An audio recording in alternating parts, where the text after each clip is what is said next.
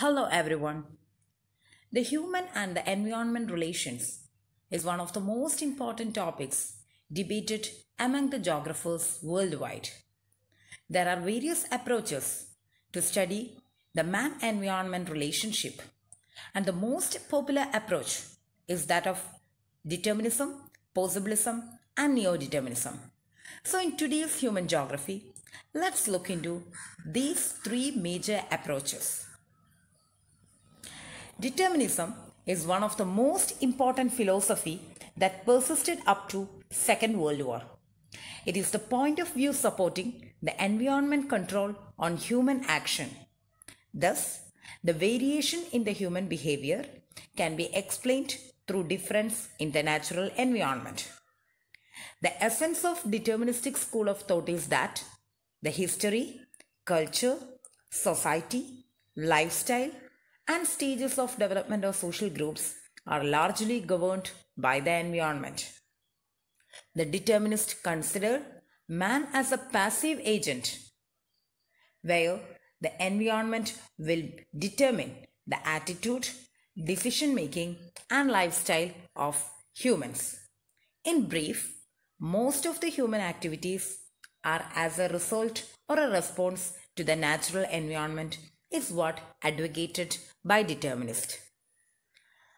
The first attempt that the physical features and the traits of various ethnic groups with reference to natural condition was made by Greeks and Roman scholars. Aristotle has studied the difference between the North Europeans and Asians in terms of climatic conditions. He found out that the colder climates produce brave but unintelligent people. At the same time, the warmer climates produce intelligent people but always lagging in spirit. Strabo has studied the relief, slope, and climate that govern the lifestyle of people. Montesquieu is another scholar who tried to find out that the people in the colder climates are stronger physically and more courageous and less cunning. The geographical determinism continued through the writings of Arab scholars. The Arab scholars divided the habitable world into 7 zones and highlighted its physical and cultural conditions. The most prominent scholar that studied the human-environment relationship is that of Al-Masudi. Al-Masudi tried to advocate that the water-abundant areas have people who are grey and humorous in nature.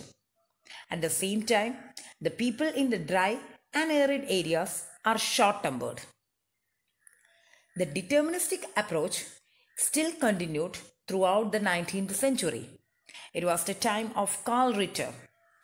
Karl Ritter adopted an anthropogenic approach in geography, and he has introduced geographical determinism in the early 19th century. He attempted to establish the causes of variation of physical conditions of body, attitude in different physical environment. Alexander von Humboldt asserted that the mode of life of people in the mountainous region differs from those of the plain region. The founder of New Determinism is that of Fredric Radzel. Radzel supplemented classical approach with elements of social Darwinism.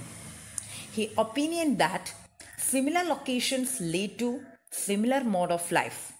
He cited this by giving the example of British Isles and Japan, as both of these regions lie in the temperate region and currently having a developed status in the world with modern lifestyle.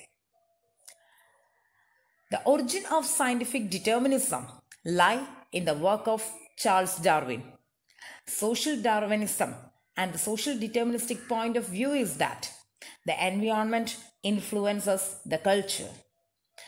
Thomas Matthew advocated that the human culture is not only the influence of different environment, but also the limitations the earth imposed on the social development. The ideas of Charles Darwin is in close relation with the organisms and habitat and the theory of natural selection. This arose the scientific type of environmental determinism in the study of human geography. The environmental determinism is having a belief that the variation in the human behavior can be explained through difference in natural environment. This type of determinism began in the 20th century.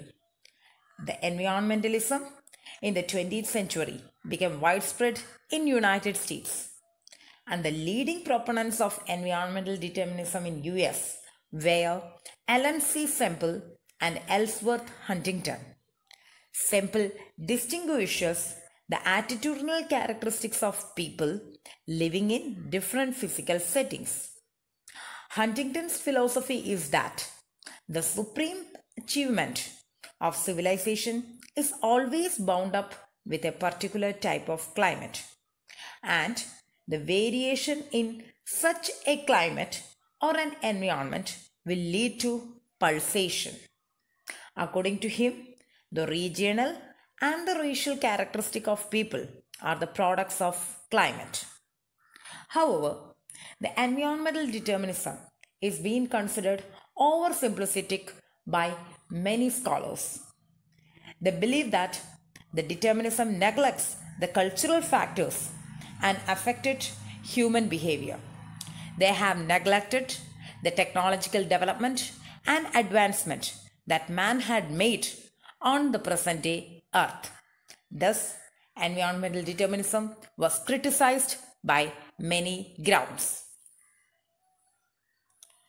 The idea that the humans were controlled by nature was rejected consequently, and many geographers stressed the fact that the humans were free to choose. Thus, the emphasis was firmly placed on humans, and this approach is being termed as possibilism. Possibilism is the approach that has developed as an extreme relation and a reaction against the generalization of environmental determinism. The possibilistic philosophy attempts to explain the man-environment relation in a different way, taking and considering man as an active agent rather than a passive agent, what advocated under determinism. Possibilism is a belief that asserts that natural environment provides option, the number of which increases as the knowledge and the technology of a cultural group develops.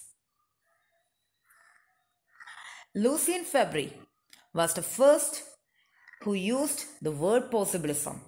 He argued that the true and the only problem is the utilization of our possibilities. There are no necessities, but everywhere possibilities. The natural environment and factors are much more material than the cause of human development.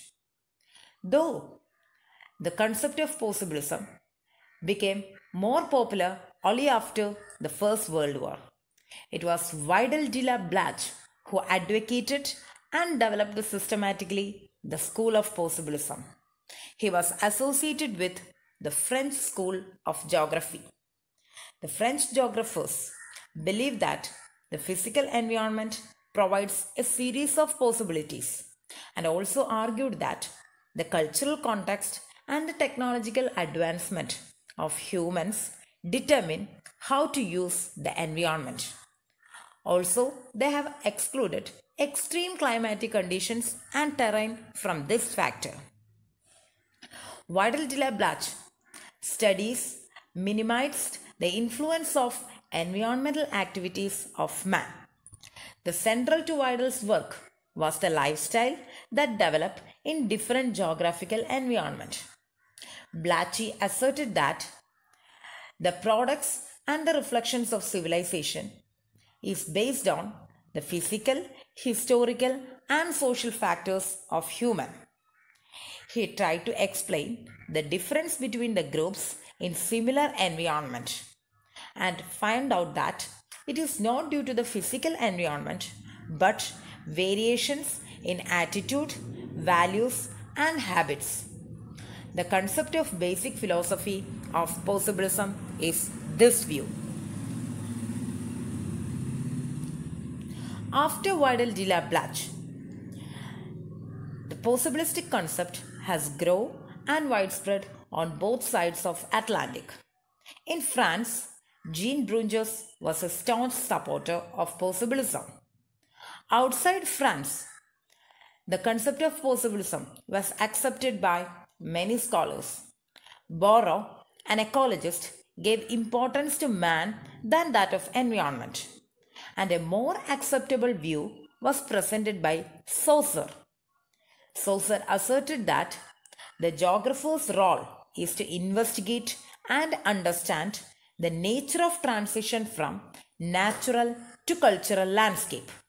According to possibilists, the nature is never more than an advisor. They have given first place to man and not to earth or climate and the determinant condition of the society. Man, through his technological development, can grow crop even in Antarctica, but he will always consider the input cost and the economic profitability. Man cannot entirely rid from nature's hold. Taking this into consideration, he will utilize the geographical circumstances very wisely and will take advantage of the possibilities provided by the environment. However, whatever skills man may acquire, he will be never free entirely from the nature's control. He cannot go against the direction laid by the physical environment. Thus, the possibilistic approach invited criticism from contemporary thinkers. Griffith Tail asserted that the role of geographer is not an interpreter of nature's plan but an advisor. He does not encourage the geographical environment that promotes over anthropocentrism in geography by the possibilist. This gave way to the concept of neo-determinism. The concept of neo-determinism was put forward by Griffith Taylor, a leading Australian geographer. He argued that the possibilist has developed such an idea in a temperate environment which offers alternative forms of human occupants. However, in real world, such type of environment is very rare, and in most parts of the world, the environment is extreme and its control over the human activity is enormous. Taylor, in his book on Australia, held the view that man can accelerate, slow, or stop the progress of country's development. And thus, this is being termed as stop and go determinism. Man will not go against the nature's plan if he is wise. He should act like a traffic controller who will alter the rate but not the direction of progress. Man will follow the nature's program wisely, presuming if he is acting foolishly, he will go against the nature's control. The wisdom and folly is the most important concept what Taylor proposes in neo-determinism. In nature, similarly, there is possible and impossible. Man will choose a range of product that the nature presents him. In brief, man attempts to follow the nature's plan in a long run. Otherwise, the environment will win the battle. Friends, I wish you have enjoyed today's session. Post your queries or suggestions in the comment box or in the Edmodo. Thank you all, and I wish everyone a great day.